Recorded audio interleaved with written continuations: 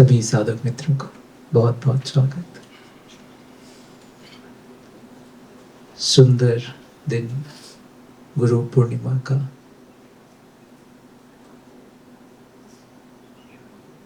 जैसा कि प्रथा भी है और आप सबका भाव भी है गुरु पूजा का। गुरु पूजा कभी किसी व्यक्ति की नहीं होती है, ना ही गुरु कोई व्यक्ति होता है। तुम जब इस शरीर की पूजा कर रहे हो, बाहरी रूप से जो शरीर दिख रहा है तुम्हें, तुम गहन में पूजा आदि गुरु की ही कर रहे हो। जानते हो ना आदि गुरु कौन है? ये बैठे हैं महादेव। तो गुरु कभी भी व्यक्ति नहीं होता, उसको व्यक्ति की तरह ना तो देखना ना ही पूजना, क्योंकि व्यक्तियों से हम बंध जाते हैं, अटैच हो जाते हैं, व्यक्तियों पे हम डिपेंडेंट हो जाते हैं। और साधना सभी बंधनों से मुक्ति का मार्ग है। गुरु को व्यक्ति समझोगे तो गुरु से बंध जाओगे। मैं नहीं चाहता कि संसार से छूटो तो गुरु से बंध जाओ। और कई बार ये जो अद्भुत सुंदर ट्रेडिशंस हैं भारत के हमारे, कि हम गुरु को व्यक्ति के रूप में भी पूजते हैं, इसलिए पहले चेता रहा हूं तुम्हें, व्यक्ति को मत पूजो। व्यक्ति के माध्यम से महादेव को ही पूजना, आदि गुरु वही है। तो जब भी तुम मुझे प्रेम देते हो, नमस्कार देते हो, उपहार देते हो, उस समय मेरे भीतर मैं बिल्कुल होता नहीं हूं। कठिनाई होती है मुझे अपने भीतर वापस आने में, बट संसार है, कार्य है तो आना होता है। बट स्पेशली उन मोमेंट्स में मैं होता ही नहीं हूं। मैं चाहता ही नहीं कि तुम्हारे और आदि गुरु महादेव के बीच में कोई पर्दा, कोई व्यक्ति बचे। मैं नहीं चाहता ये। मगर जीवित व्यक्तियों से संबंध बनाना थोड़ा आसान होता है। तो ऐसा समझ लो, मैं मार्ग हूं। गुरु मार्ग होता है, गुरु अंतिम स्थिति नहीं होता है। तो मार्ग से होके तुम्हें आदि गुरु शिव तक ही जाना होता है। तो ना गुरु पे रुकना, ना गुरु पे टिकना, ना गुरु से बंधना। मैं बस मार्ग हूं तुम्हारा, ऐसा मान लो। बट चलो, मार्ग सुंदर है अगर, तो मार्ग को भी धन्यवाद करते चलते हैं। ओम नमो भगवते रुद्राय। ओम अथात्मानगं शिवात्मानगं श्रीरुद्ररूपं ध्यायेत्। शुद्धस्फटिकसङ्काशं त्रिनेत्रं पञ्चवक्त्रकं गङ्गाधरं दशभुजं सर्वाभरणभूषितं नीलग्रीवं शशाङ्काङ्गं नागयज्ञोपवेदिनं व्याघ्रधर्मोत्तरीयं च वरेण्यमभयप्रदं कमण्डलवक्षसूत्राणाधारिणं शूलपाविनं ज्वलन्तं पिङ्गलजटाशिखामुद्योतधारिणं वृषस्कन्धसमारूढम् उमादेहात्तधारिणम् अमृतेनात्मदं शान्तं दिव्यभोगसमन्वितं दिग्देवतासमायुक्तं सुरासुरनमस्कृतं नित्यं च शाश्वतं शुद्धं ध्रुवमक्षरमव्ययं सर्वव्यापिनमीशानं रुद्रं वै विश्वरूपिणं एवं ध्यात्वा द्विजः सम्यक् ततो यजनमारभेत्। अथातो रुद्रस्नानार्चनाभिषेकविधिं व्याख्यास्यामः। आदि रजतो ब्रह्मचारी शुक्रवासा देवाभिमुखस्थित्वा आत्मनि देवता स्थापयेत् प्रजनने ब्रह्मा तिष्ठतु पादयोर्विष्णुस्तिष्ठतु हस्तयोर्हरस्तिष्ठतु बाह्वोरिन्द्रस्तिष्ठतु जठरे अग्निस्तिष्ठतु हृदये शिवस्तिष्ठतु कण्ठे वसवस्तिष्ठन्तु वक्त्रे सरस्वती तिष्ठतु नासिकयोः वायुस्तिष्ठतु नयनयोः स्कन्धादित्यो तिष्ठेताम् कर्णयोरश्विनौ तिष्ठेताम् ललाटे रुद्रास्तिष्ठन्तु। शङ्कराय शङ्कराय शङ्कराय मङ्गलम् शङ्कराय शङ्कराय शङ्कराय मङ्गलम् शङ्करी मनोहराय शाश्वताय मङ्गलम् शङ्करी मनोहराय शाश्वताय मङ्गलम् शङ्कराय शङ्कराय शङ्कराय मङ्गलम् शङ्कराय शङ्कराय शङ्कराय मङ्गलम् शङ्करी मनोहराय शाश्वताय मङ्गलम् शङ्करी मनोहराय शाश्वताय मङ्गलम्। पहली बार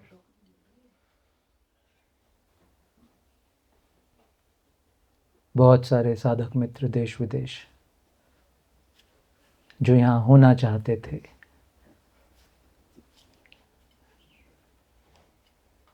पर्सनली फिजिकली यहाँ आना चाहते थे, जो एक्चुअली आश्रम ने ये इवेंट खोला ही नहीं मगर बहुत साधक प्रेमी मित्र आज के दिन यहाँ किसी भी माध्यम से उपस्थित तो होना चाहते थे। तो आज पहली बार मंदिर में कैमरा लग के इसका क्या बोलते हैं, लाइव स्ट्रीमिंग, लाइव टेलीकास्ट हो रहा है। ये आज से पहले नहीं हुआ कभी।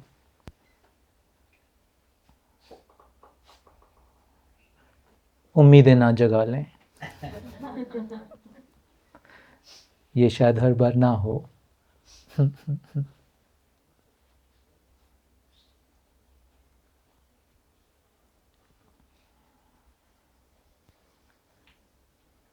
अक्सर विचार आता है मुझे कि क्या है भारत में ऐसा कि आज तक ये परंपरा, ये सभ्यता चली आ रही है। बहुत कुछ हुआ यहाँ पे, बहुत लोगों ने आके आक्रमण किए, मगर इस सभ्यता को कोई तोड़ नहीं पाया आज तक। क्या रहस्य रहा होगा इसके भीतर? मन तो इसके बड़े सारे रीजंस देता है, ये रहा होगा, वो रहा होगा। अभी तक मैं भी ये मानता था कि भारत का आध्यात्म ही वो नींव है जिसकी वजह से ये सभ्यता आज तक जीवित है और बढ़ रही है आगे। मगर ये टर्म तो थोड़ी बड़ी हो गई कि भारत का आध्यात्म ही नींव है। उसके पीछे, उसके गहरे में भी तो और कुछ कारण होंगे।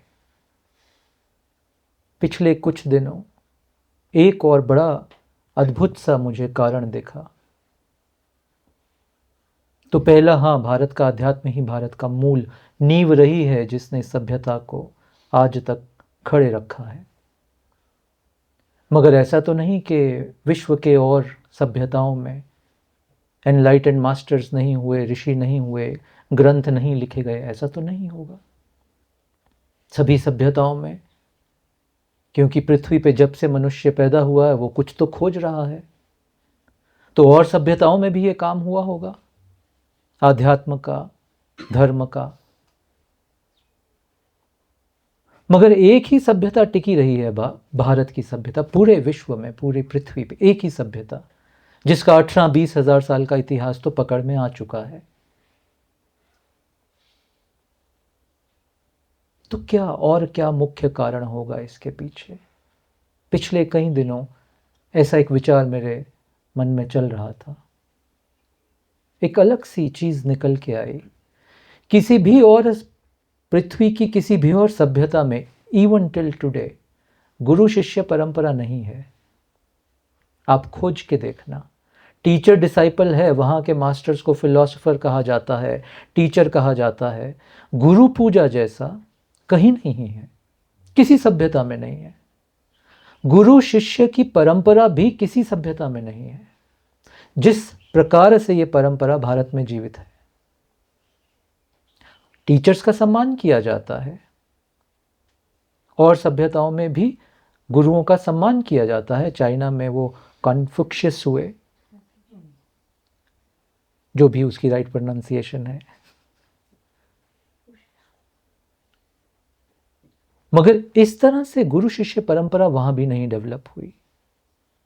और भारत से जो भी धारा निकली, सनातन से जो भी धारा निकली, उसमें गुरु शिष्य परंपरा एस्टैब्लिश हो गई। जैसे बुद्ध में देखें, वहाँ जो रिम्पोचे होते हैं, लामा हैं, वो गुरु हैं, और गुरु को वहाँ बुद्ध बोला जाता है, वो ईश्वर तुल्य है।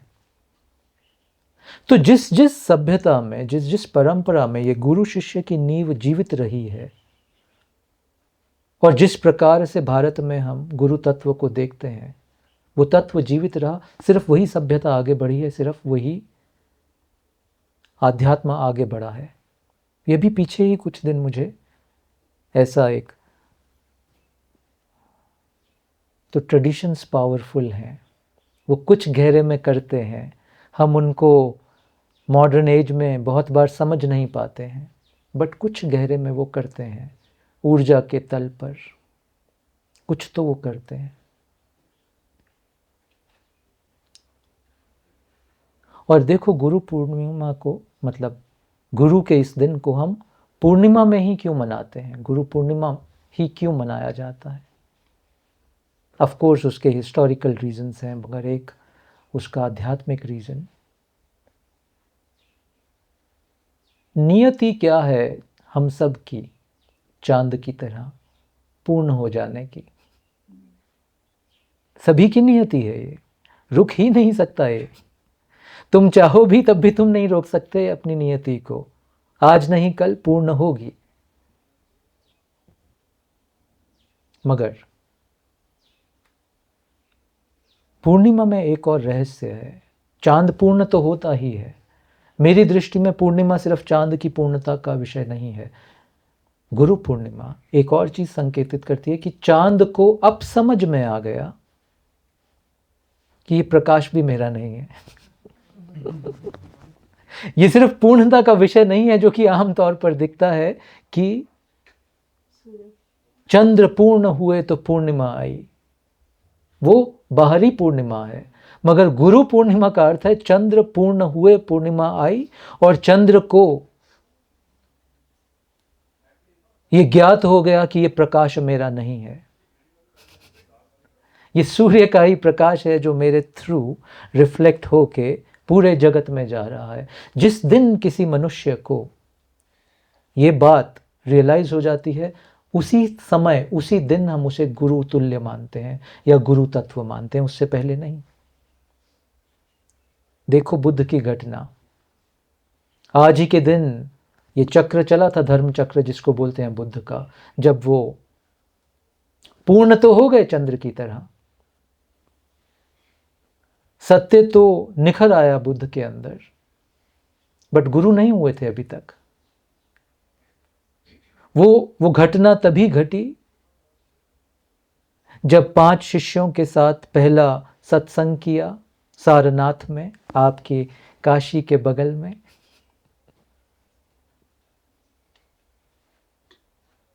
और उस दिन मुझे ऐसा लगता है सत्य तो प्रकट हो गया था बुद्ध के भीतर पूर्णता से, मगर उस दिन एक और घटना हुई होगी कि बुद्ध को यह भी समझ में आ गया होगा, अरे ये सत्य भी मेरा नहीं है। उस पूर्ण चंद्र की तरह कि सत्य तो प्रकट हुआ, बट अब ये भी मेरा नहीं, ये भी सूर्य का ही प्रकाश है। घटनाएं घटती हैं, फिर उनको और गहरा किया जाता है। प्रकृति के कुछ नियम हैं,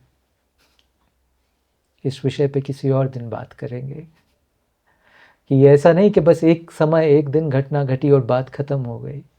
बड़ा कुछ उसके बाद और गहराता रहता है, खुलता रहता है।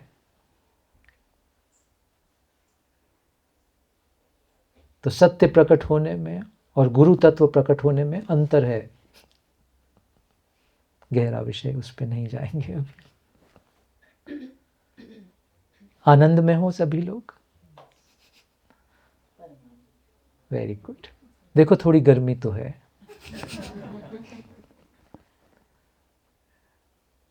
मगर स्वीकार कर लेना तो वो तंग नहीं करेगी, नहीं तो उसी तरफ ध्यान जाएगा बार बार। स्वीकार कर लेते हैं, है तो है, ठीक है, बहुत सुंदर है।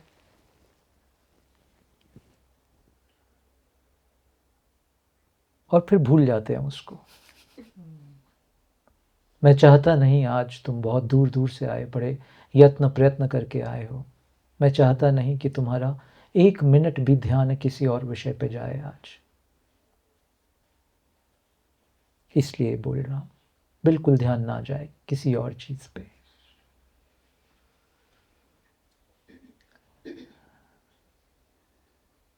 मुझे किसी और सभ्यता भाषा में शिष्य जैसा शब्द भी नहीं दिखा।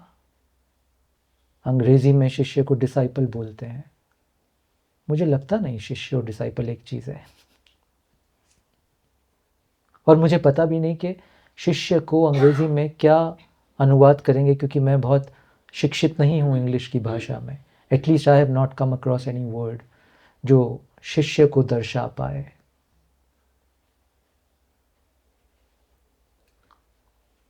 और हमें ऐसा लगता है गुरु पूर्णिमा का दिन गुरु का दिन है। मेरी दृष्टि में ये शिष्य का दिन है।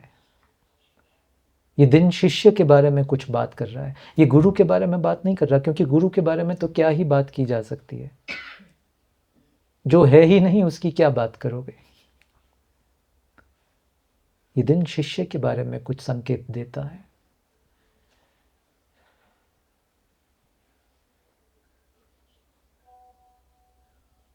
दो परम गुण, उसके बिना शिष्यत्व हो ही नहीं सकता। और कोई भी गुरु जो कभी भी गुरु बने हैं, गुरु हुए हैं, वो महान शिष्य थे उससे पहले। तुम्हारा फोकस शिष्यत्व पे होना चाहिए, किसी और चीज पे नहीं। और 2 अहम गुण शिष्य के, जिसके बिना कुछ हो ही नहीं सकता।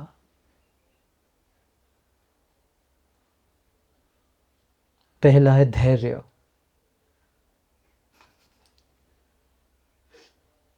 और दूसरा है श्रद्धा। शायद साईं बाबा ने भी इन 2 शब्दों का वर्णन किया। वो शायद श्रद्धा और सबूरी बोलते हैं, वो धैर्य और श्रद्धा की ही बात है। आज तुम्हें 1-2 कथाओं के माध्यम से मैं चाहता हूं कि ये ड्रिल डाउन हो जाए आज हमारे भीतर। उपनिषद की एक कथा है अद्भुत।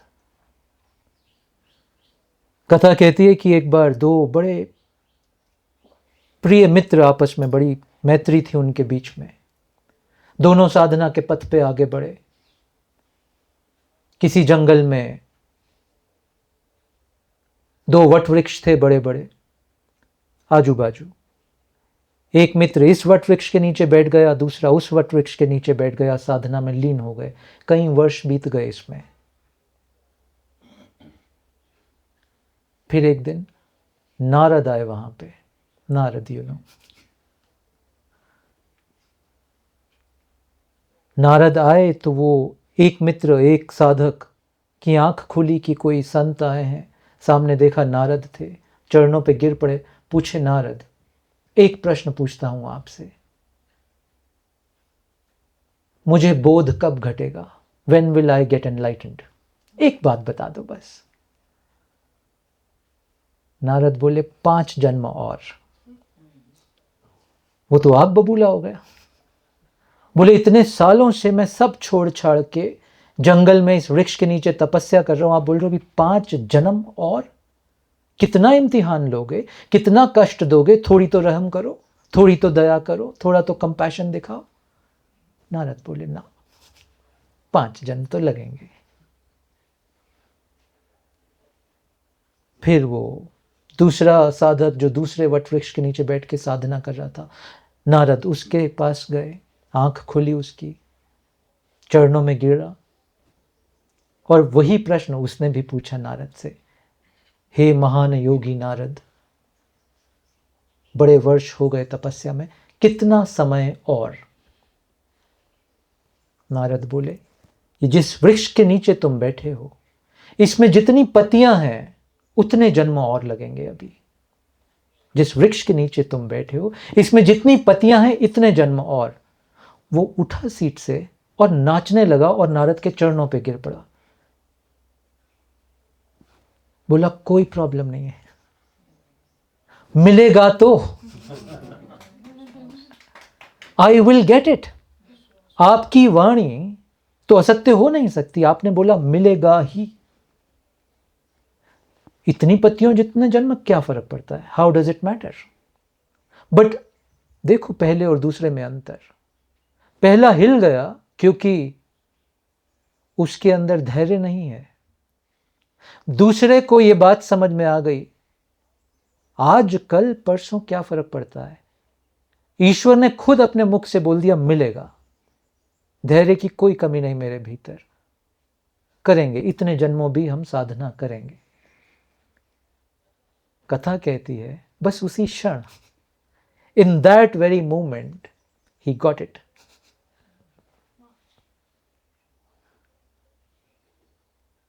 खेल जन्मों का था ही नहीं,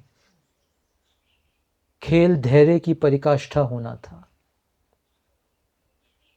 खेल जल्दबाजी को छोड़ देना था। खेल बस यहां स्थित हो जाने में था, जो कि ये दूसरा शिष्य, दूसरा साधक हो गया। ख्याल रखना ये कथा को, बड़ा मेरे जीवन में साथ दिया इस कथा ने। साधना में आते हैं मोड़, यू कॉल देम फ्रस्ट्रेशन। आज कोई दिख नहीं रही है लाइट ध्यान में, आज कुछ त्रिनेत्र पे हो नहीं रहा। ख्याल रखना इस कथा का, जिस दिन धैर्य परिपूर्ण हुआ उस दिन कुछ घटना होगी। दूसरी कथा सुनाता हूं, श्रद्धा की। आदि शंकराचार्य का नाम हम सब ने सुना, 4 मठों की स्थापना की। यहीं थोड़ा दूर उत्तराखंड है एक जगह, उधर एक, अगर आप ऊपर बद्रीनाथ धाम की तरफ जाते हो तो एक टाउन आता है जिसको बोलते हैं जोशी मठ, जिसके आगे वैली ऑफ फ्लावर्स शुरू होता है, लोग ट्रैक करने जाते हैं उधर। जोशी मठ का ओरिजिनल नाम जानते हो क्या है? नहीं जानते।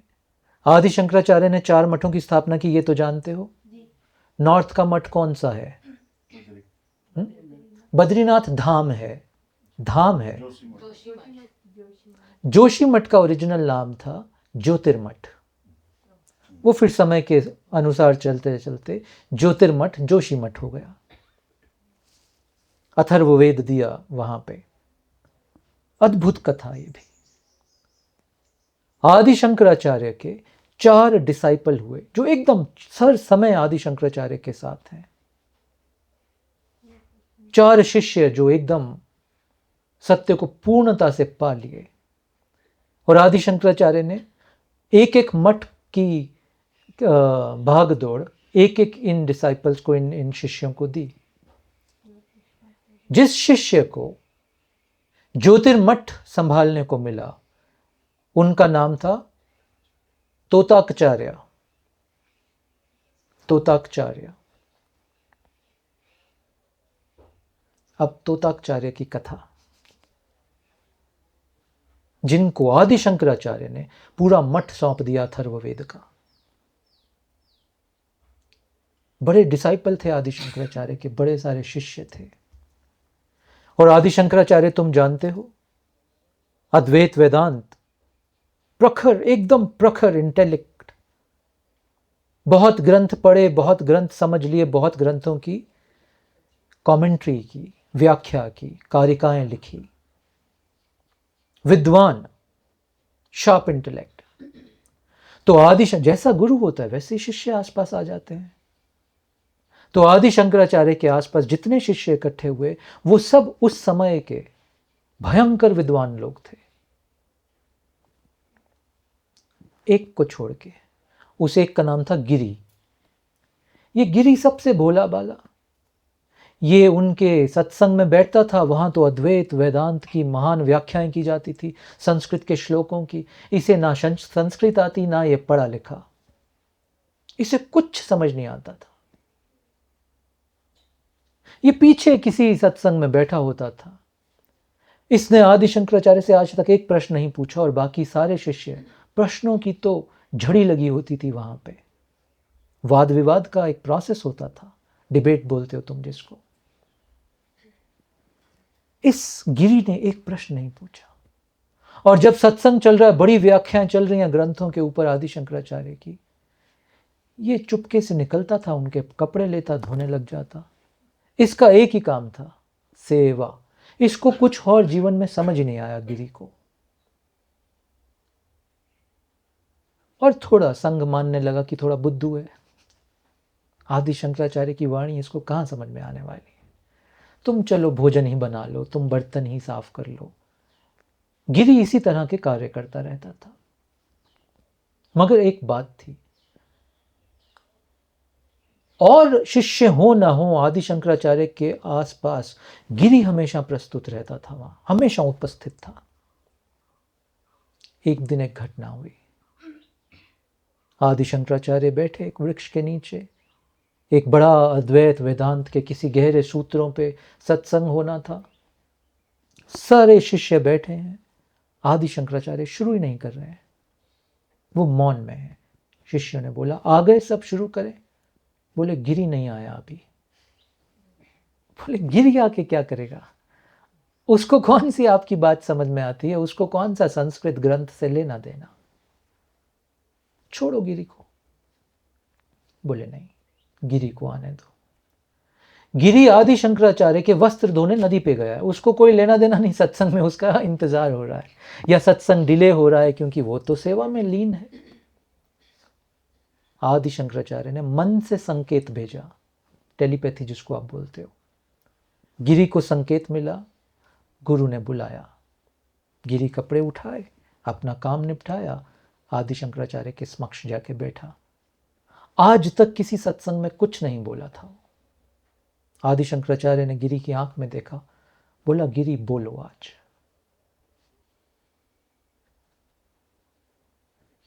ये कहानी नहीं है, ये फैक्ट है। आप जाके, और आदि शंकराचार्य 10,000 साल पहले नहीं है, ये अभी के हैं।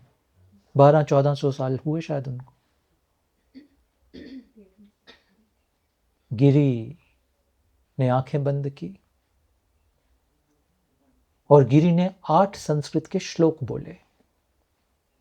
और वो श्लोक आदि शंकराचार्य गुरु रूप में उनकी प्रेजेस थी। और कैसे मुझे शिव मिल गए गुरु रूप में, ये 8 श्लोक बोले। अष्टांग बोलते हैं उसको, अष्टाकम। और जिस संस्कृत की भाषा में, संस्कृत में मीटर्स होते हैं, मीटर जानते हो, एक अलग अलग टेक्निक है पोएट्री लिखने की संस्कृत में। जो सबसे कठिन ग्रामेटिकल टेक्निक है पोएट्री लिखने की, उसको बोलते हैं तोताक। तो गिरी ने तोताक, जो सबसे मुश्किल ग्रामेटिकल प्रोसेस है संस्कृत में कुछ भी श्लोक लिखने का, उस श्लोक से, उस माध्यम से 8 श्लोक बोल दिए। और सब हैरान कि ये क्या हुआ। और गिरी का नाम पड़ा तोताकाचार्य। और शंकराचार्य ने तोताकाचार्य को ज्योतिर्मठ दिया अथर्ववेद की स्थापना के लिए। सभी लोग हैरान कि ये क्या हुआ। आदि शंकराचार्य बोले, तुम तो सूत्रों में उलझे रहे। गिरी श्रद्धा में डूब गया, और उस डूबते ही कुछ भीतर खुल जाता है, और उसके खुलते ही कुछ भी प्रकट होगा। गिरी में 8 संस्कृत के वाक्य प्रकट हुए, जिसको सबने राइट ऑफ कर दिया था कि इसका तो कुछ नहीं हो सकता, वही जागा। बाकी जागे, उनको थोड़ा समय और लगा। श्रद्धा, जो मैं तुम्हें अक्सर सत्संग में बोलता हूं, चाहे ऑनलाइन के माध्यम से, सत्संग कंटेंट का विषय नहीं है। मैं बहुत बार बोलता हूं तुम्हें ये बात। सत्संग बस हो जाने का विषय है। तुम निकल आओ करने से। सत्संग हो जाने का, गिरी हो गया, इस कथा को याद रखना। कोई अंधविश्वास नहीं है श्रद्धा, बड़ा गहरा अटूट, ऐसा समझो प्रेम का विषय है। मेरी दृष्टि में गिरी का प्रेम आदि शंकराचार्य के लिए सबसे प्योरीफाइड था।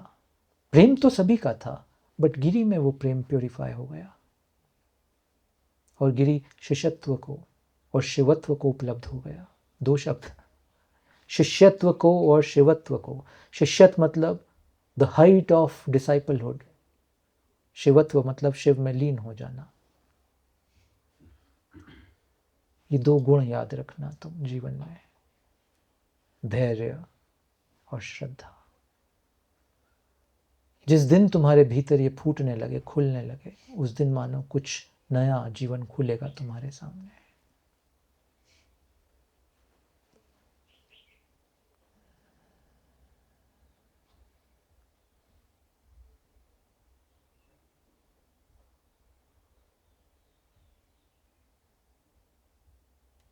ऐसा बोलते हैं गुरु पूर्णिमा की परंपरा ऋषि वेदव्यास से शुरू हुई है, ऐसा वर्णन है। बट मेरी दृष्टि में ऐसा नहीं होगा। मेरी दृष्टि में गुरु पूर्णिमा की परंपरा शिव से शुरू हुई होगी। सुंदर है ये भी कथा। शिव बैठे हैं अपने मौन में, अपने ध्यान में। बड़े शिष्य आ रहे हैं, कुछ समय प्रतीक्षा करते हैं। शिव तो बाहर ही नहीं आते, अपने मौन से लौट जाते हैं।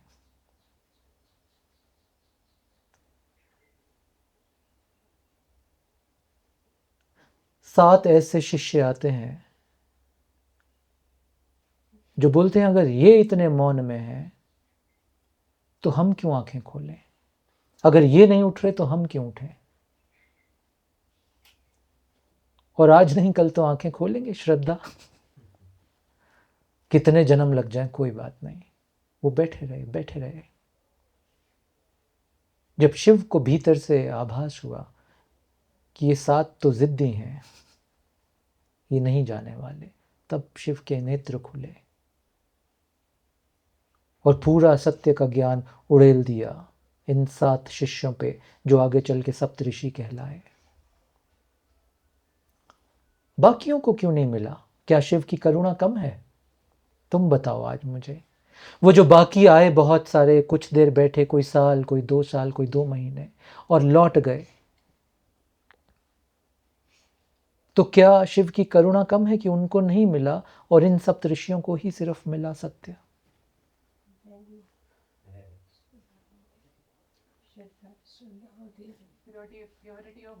प्योरिटी।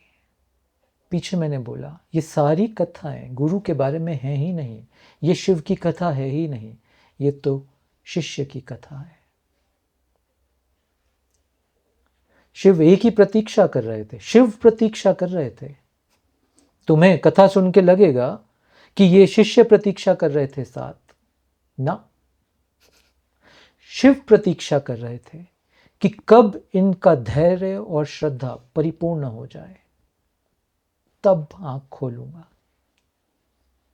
और जो पहले आए उनसे और जो लौट के चले गए, मेरी दृष्टि में, मुझे नहीं पता कथा क्या कहती है, मुझे लगता है उनको शिव से कुछ चाहिए था। कुछ चाहिए का अर्थ समझते हो? बेटे की नौकरी लग जाए, विवाह हो जाए, ज्ञान मिल जाए, कोई सूत्र ऐसे मिल जाए, बड़ा एकदम ज्ञान मिल जाए मुझे। कुछ चाहिए था, इस बात को ध्यान रखना जो मैं बोलने जा रहा हूं। उन सभी को शिव यानी आदि गुरु से कुछ चाहिए था। इन सातों को पहले तो कुछ चाहिए था, फिर धीरे धीरे वो चाहिएपन भी खत्म हो गया। अब कुछ नहीं चाहिए इनको, अब बस शिव के समीप। अब कुछ नहीं जानना था इनको, उससे पहले बड़ा कुछ जानना था उनको। अपनी कुछ बची हुई डिजायर्स पूरी करवानी थी। एक समय आया जब वो सब तिरोहित हो गया। अब इनको शिव से, अपने आदि गुरु से कुछ नहीं चाहिए। अब बस होना मात्र रह गया, मांगें खत्म हो गई। इस बात को बहुत ध्यान से आज अपने भीतर बसा लो। होना मात्र रह गया, मांगें खत्म हो गई। और मैं तुम्हें अक्सर बोलता हूं, एक एक शब्द जो तुमसे साझा करता हूं सत्संग में, वो अपने अनुभव से करता हूं। इसलिए नहीं कि कथा में वो लिखा है, इसलिए कई बार कथा बदल भी देता हूं। तो अगर धैर्य और श्रद्धा की तुमसे बात कर रहा हूं, वो मेरी साधना का अनुभव रहा है। मांग को छोड़ के जब होना मात्र रह जाए, तभी आदि गुरु की आंख खुलती है। ये मेरा अनुभव रहा है। वो बात अलग, कथा में भी यही है, ख्याल रखना। तो 3 चीजें, बाकी सब भूल जाना जो मैंने तुम्हें आज बोला। 3 चीजें, धैर्य, श्रद्धा और मांग से होना मात्र। बस ये 3 सूत्र आज याद रख लेना जीवन के लिए।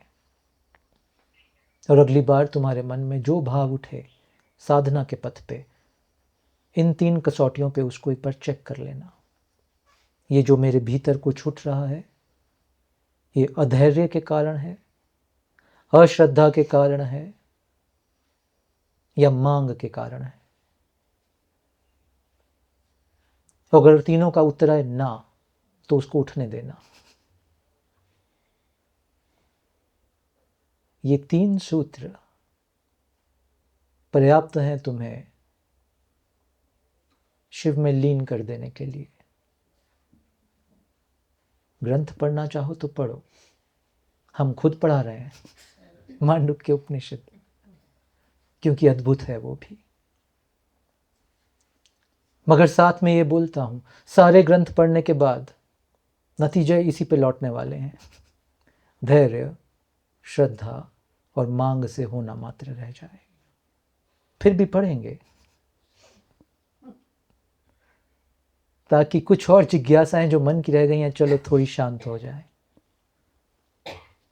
वो पिछले ज़माने में जब हम स्कूल जाते थे, तो कोई टेस्ट होते थे, मैं भूल गया वो क्या था। तो उसकी जो किताब होती थी ना, उसके पीछे उल्टे में आंसर लिखे होते थे। तो मुझे अद्भुत लगता था, क्यों दे दिया? कुंजी, कुंजी, हाँ, अच्छा, मतलब मैं कुंजी से पढ़ा, इसका मतलब। मगर पीछे उत्तर दे दिए होते थे।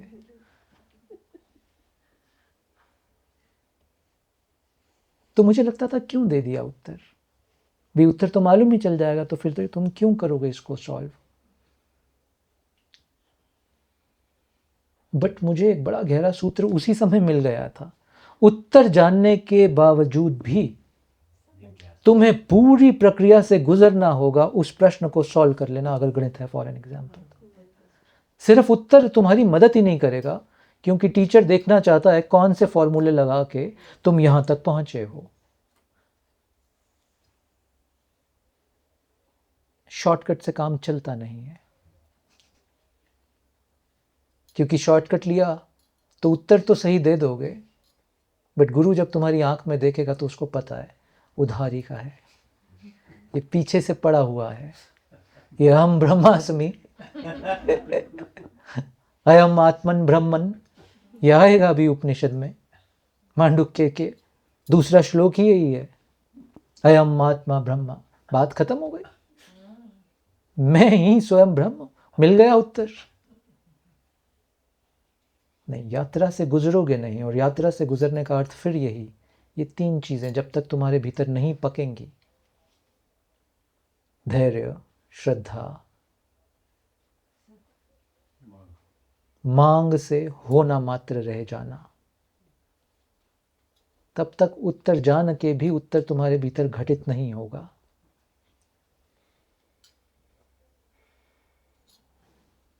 आखिरी बात इसमें, पीछे बोला मैंने, गुरु बस एक मार्ग है, ना तो मार्ग पे रुकना, ना मार्ग से बंध जाना। मार्ग का उपयोग कर लो, दैट्स ऑल।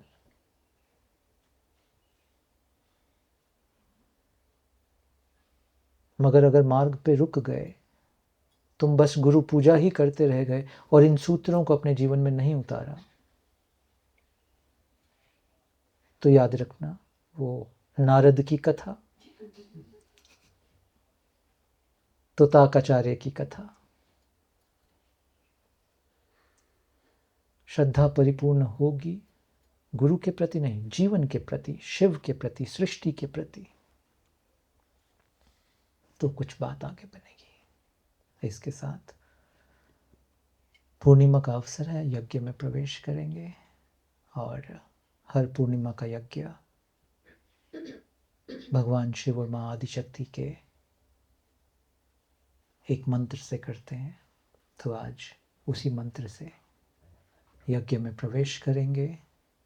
आहुति रखी है यज्ञ कुंड के दोनों तरफ, अपने भाव अनुसार आप यज्ञ कुंड में अपनी आहुति अर्पित कर सकते हो। चॉइस आपकी, क्या अर्पण करना है अग्नि में। 3 सूत्र याद रहे, उससे जुड़ी जो भी अपवित्रता है उसे ही अर्पण कर देना आज इस यज्ञ की अग्नि में।